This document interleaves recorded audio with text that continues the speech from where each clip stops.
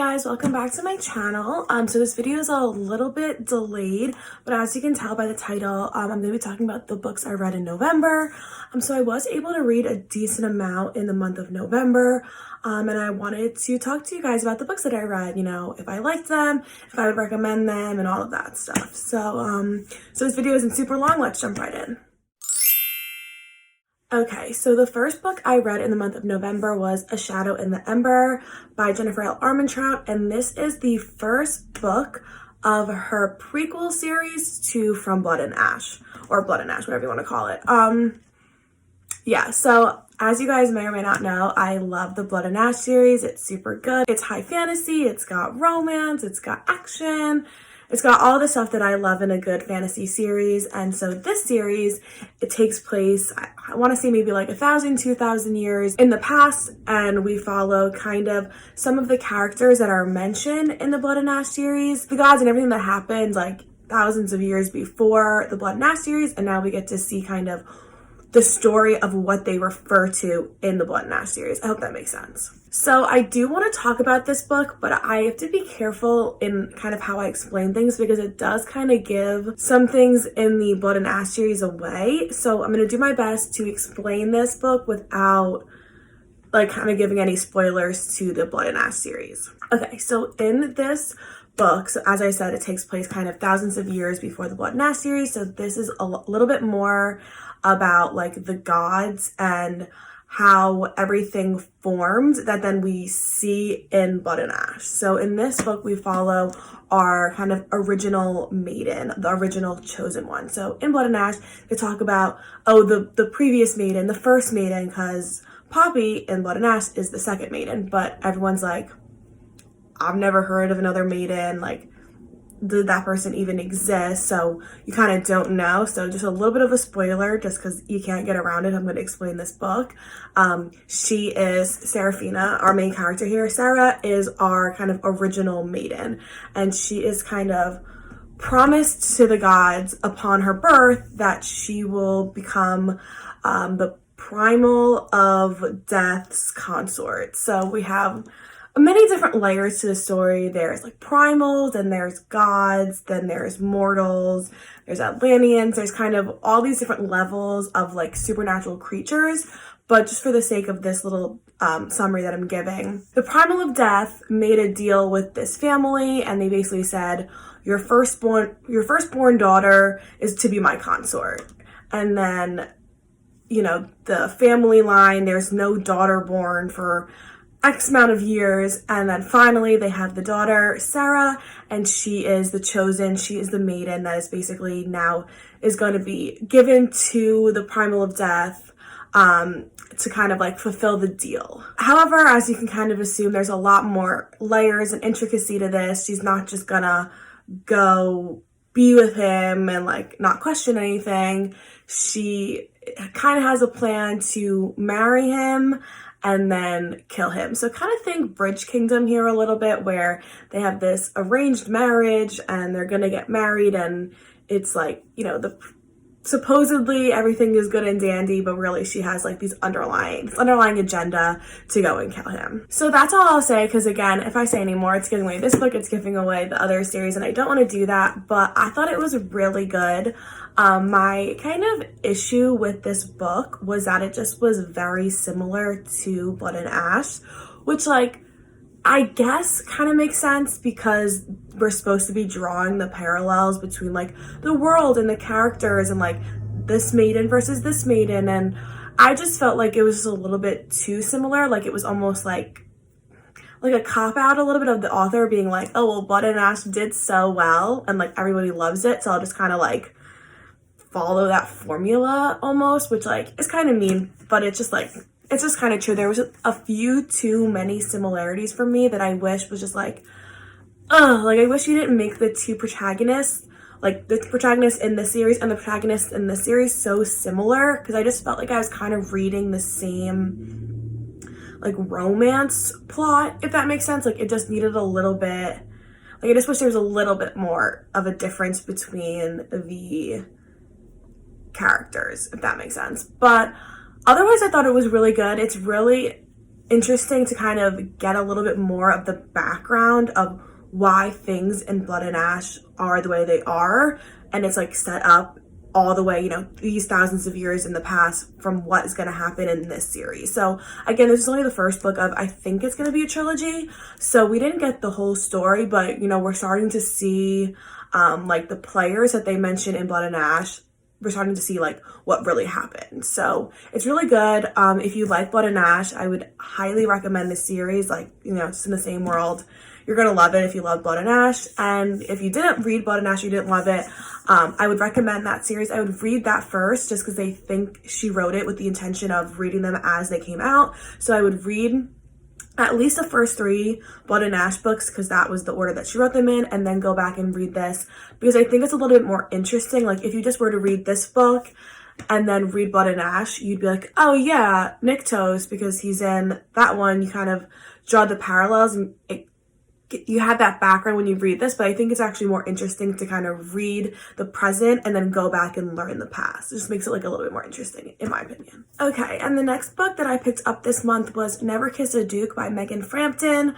And I picked this book up because I kind of felt like I was in a reading slump a little bit, and I couldn't decide what book I wanted to read next. And normally when I'm feeling that way, I pick up a historical romance because I find that they're usually pretty fast-paced. They're usually one and done books. If it's a series, it's one of those series where like they focus on different characters and like you don't really need to read the next book to find out what happens. So I picked up this book and I thought it was okay. I gave it a 3 on Goodreads, which is a little bit lower than I normally give. I'm trying to be stricter with my ratings because it's not helpful when I rate everything like a 4. So this I gave a 3, and I just felt like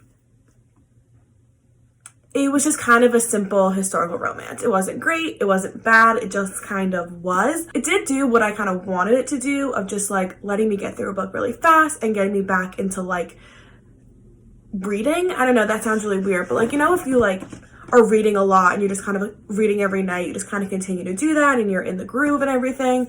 And then if you stop, then you're like, oh, watch a show, I'll just watch a movie, or I'll do something else. And then you're like, not really reading. So this was able to kind of get me back into like the groove of reading. All right, I'll give you guys a little background. So in this book, we follow our 2 main characters, Sebastian and Ivy. And Sebastian was a duke, and right at the beginning of the book, he's told, actually, you're an illegitimate heir, so you're not really the duke, and we're going to give the dukedom to your cousin who's the actual heir because your parents' marriage wasn't real, and blah blah blah. So basically, he was a duke his whole life, or he is supposed to be duke his whole life, and then one day he's like, no, you're actually nothing. And he's like, oh my god, my entire life's been a lie. And then on the other hand, we have our female protagonist, Ivy, and she is like this kind of like independent, strong-willed woman who is the owner of like a gambling house, which is really like unusual for the time. You know, women didn't really own businesses, especially something like a gambling house. So she's kind of like this badass like woman who like isn't really accepted into society because of her choices, but like is like really cool and like happy with her life, and is like doing the things that like she wants to be doing. Obviously, kind of what you guess would happen is they meet when Sebastian is told that he, you know, loses his dukedom. He goes to this gambling house with his friend and he meets Ivy, and he's kind of like initially really attracted to like her fire and her passion and how like different she is, I guess. And he's like, well, now that I'm not a duke and I don't have any money or lands or assets, I need a job. And so she gives him a job, and, you know, they spend a lot of time together and blah, blah, blah. So, like, you know, interesting, cute, but just not that much to it, I guess, which is kind of expected of historical romances, and even just, like, books where there's only, like, one book in the series. It's not a series, I guess I should say. They just isn't as much time to like develop the characters and develop like the world and all of that. So interesting. It's not my favorite historical romance. If you want to get historical romance recommendations, please watch my Bridgerton video, which I'll link down below. That has all my favorite historical romances, and I do have historical romances that I liked better than this one. So it's good, it's not great, and if you're looking for a historical romance, check out that video. Okay, so the next book that I read this month, I mean, it's a book, it's a children's book, and this was a book that my mom actually recommended to me because her friend wrote it, and this is The Song in Lola's Heart by Laurette Foggini and illustrated by Michelle Shane, and this is just a really beautiful children's book that kind of addresses actually a lot of things. It's really kind of layered and intricate. It involves a lot of different things for a children's book, which I really appreciate. Because she not only includes all of those things that are really important for children to be exposed to, but just aren't always included in younger stories or even just like any type of story. And it's great to see that Laurette kind of is able to incorporate these things in a way that makes it feel so normal and so casual. But it's also really important. So this is a story about a 6-year-old girl, Lola, obviously A Song in Lola's Heart, and her grandma. And so in this story, I'm kind of gonna leave a little bit away here, but we follow Lola, and she's this like, just cute kind of 6-year-old girl, and it's about her life and her relationship with her grandma. She's very close with her grandma, and her grandma is unfortunately getting older. And so this story kind of handles a grandparent, or I guess it could be a parent or anything, dealing with dementia kind of affects the people around, and how Lola, as the 6-year-old who maybe doesn't truly understand what that means, how she interprets the situation, and then how people around, like the caregiver or anyone like that, can help someone like Lola kind of understand the situation and kind of make peace with it. I don't know, I'm kind of explaining it wrong because I'm trying not to completely give away the book, but it's really cute. Again, my mom's friend wrote it. It's just really sweet, and I did want to talk about it because not only did I really like it, but I think it's good for ages kind of anyone. So again, this says for ages 6 to 76, and I actually do really agree with that, because while it is, kind of a children's book and it's really short, and it is, I think, intentionally written for children, it is just a beautiful story that I think anybody who's dealt with someone with dementia or Alzheimer's or kind of any type of sickness or any death really could just like find kind of some solace in and be like, that was really beautiful. Also, some other things that this book includes that I just wanted to mention was that it includes a biracial couple as well as a lesbian couple, which I think is really important for kids to see that things like that are normal. It's not like, oh, that person has 2 moms, or that person has a white and a black parent. Like,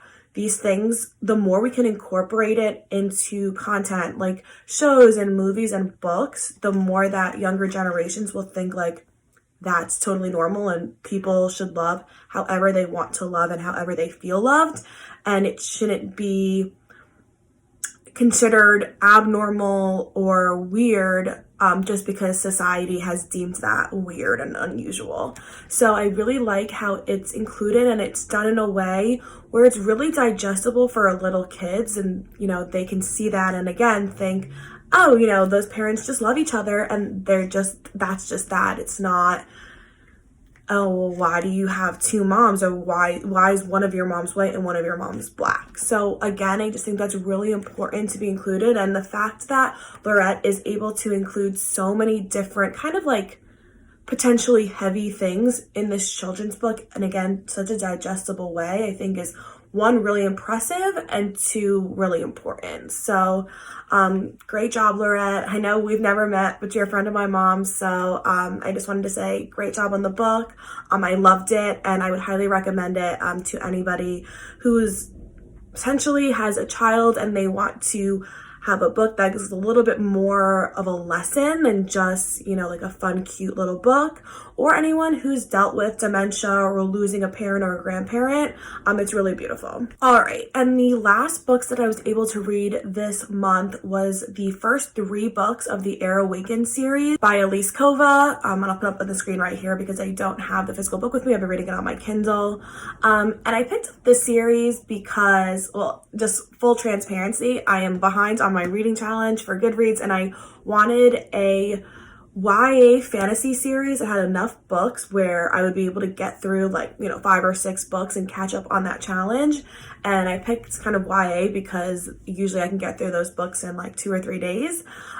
So that is kind of why I gravitated towards the series, in addition to kind of the description of the first book. So the first book is called Awakens, and it focuses on like sorcerers that can control the elements. So, you know, water, fire, earth, and air. And if you are a fan of Avatar: The Last Airbender, that show that was on Nickelodeon like 10 years ago, then you will love this book. It is extremely similar. Like, honestly, like a little bit too similar, like, but also, like, I loved that show, so, like, I didn't really mind the similarities. So we follow our main character, Vala, or Vala.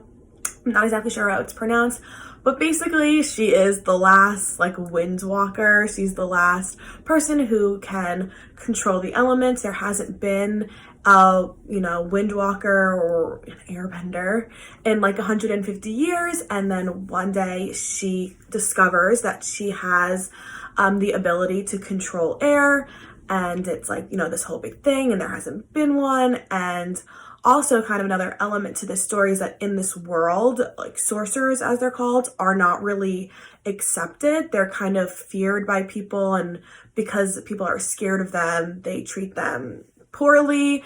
And so the sorcerers really kind of group together because they're kind of outcasted by the commons, or, you know, the people that don't have these abilities. So let me take a step back. So in this world, we have the North and South and East and West, and the South has basically conquered the East and the West, and now they're going to try to conquer the North, and they've been in this war kind of for, let's just say, about a decade, and they're having trouble conquering the North because the North is really powerful, and, you know, there's just been this ongoing fight. And the Emperor of the South basically forces Vala to join his army and help him win this war.